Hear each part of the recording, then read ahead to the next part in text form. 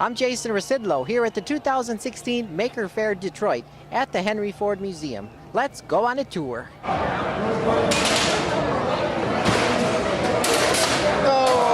guys should check it out. It's a really great place to go to, and I really enjoy it. First, I started out at the Maker Works tent, where kids were able to design and build their own model race cars.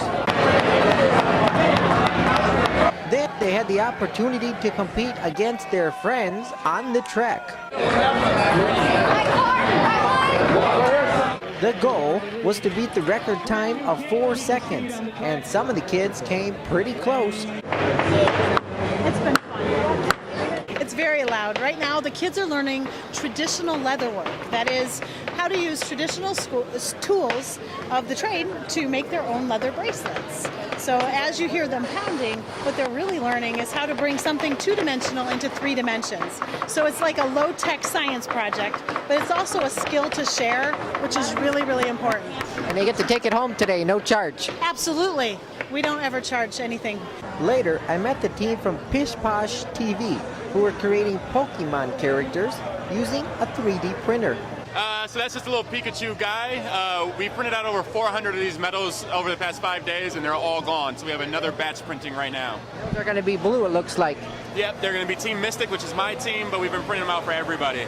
And one of our projects that we're working on right now is a Internet of Things garden.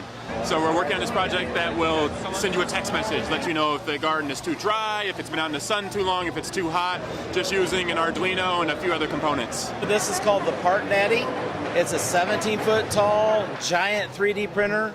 It first debuted a couple years ago, little improvements over the last 2 years, but it's made to print basically 10 times scale of what the small printers print. Would you say that the Pokemon Go app has taken over the Maker Faire? Almost. I saw one of the Maker Media crew was over here and they said, look at my phone, and they actually caught a Pikachu right by the 3D printed Pikachu. Our other son is in Pokemon Go, so we don't have the app, so we were very sad we didn't have him with us to grab those Pokemon. I know Thomas Edison, but what is this?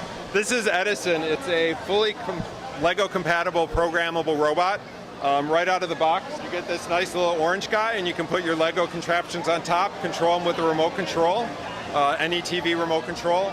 And then it also has programmable barcodes, and you also can program it customizably through any app. It's fully Lego compatible. It has studs on the top, pin connectors for the Technic, and tubes on the bottom for all of your bricks. You can program it to work anywhere you want. You can draw a black line on the floor of your kitchen and it'll follow the black line or whatever you want. So it scans all the sides and then remembers what it saw, and then it solves the cube in under 26 moves. How long does it take? Under 2 minutes. I met up with Jamie from a new company called Toggled that is reinventing the fluorescent light bulb with LEDs. They're available for purchase right now at the Home Depot. Well, first of all, you're going to save at least half your energy. So you're going to reduce power down to about 16 watts per bulb. And you're going to solve some of the issues that you have with fluorescent, like eliminating buzz, eliminating flicker, instant startup in the cold, and just a better quality of light overall. Its parent company, Altair, also created a device for Paralympic athletes to compete in track and field. Inside the shell tent, attendees were able to make their own saltwater fuel cell race cars. It was a cool science fair project about alternative energy. Kids were awed by the simplicity and effectiveness of the toy. Wonderful. It's really fantastic. We love the Maker Faire. What's your favorite part of it? We just saw a very cool robot demonstration. Yes, I think my favorite part actually is just the looks on our kids' faces. They come in here and their eyes open wide and they don't even know where to start, and they just dive in to the first thing they see and then they move on and they love it. There's so much to do. It's wonderful. The Maker Faire also allowed attendees the chance to enjoy everything inside the Henry Ford Museum at no extra charge. That includes looking at the presidential cars, the Rosa Parks bus, and the Lincoln chair, among much more. The presidential cars, those are really, really interesting. Attendees had the opportunity to crank a wheel that created wind power, which was demonstrated as a way to light up Michigan Stadium, otherwise known as the Big House. I like all of it. I like the campers. Yeah, and I love the campus and the cars. Visitors could also purchase a Bose Build Speaker Cube. It offers kids the chance to make a speaker by hand that syncs up with a Bluetooth device like an iPhone, iPad, or a Mac computer. Now, what would you say to folks who maybe couldn't make it today? Come. Yeah, don't miss it next year. It's really a no-brainer. There are We're things. already planning on doing 2 days. That's right. We came, today's Sunday, we came just one day and we're kicking ourselves for not coming both days.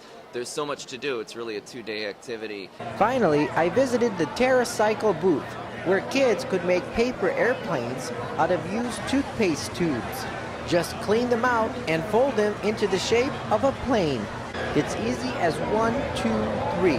Remember to reduce, reuse, and recycle.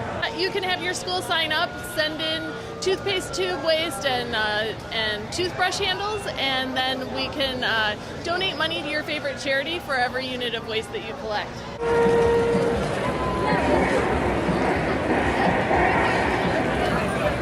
Reporting from the 2016 Maker Faire at the Henry Ford in Dearborn, I'm Jason Rzucidlo for AmericaJR.com.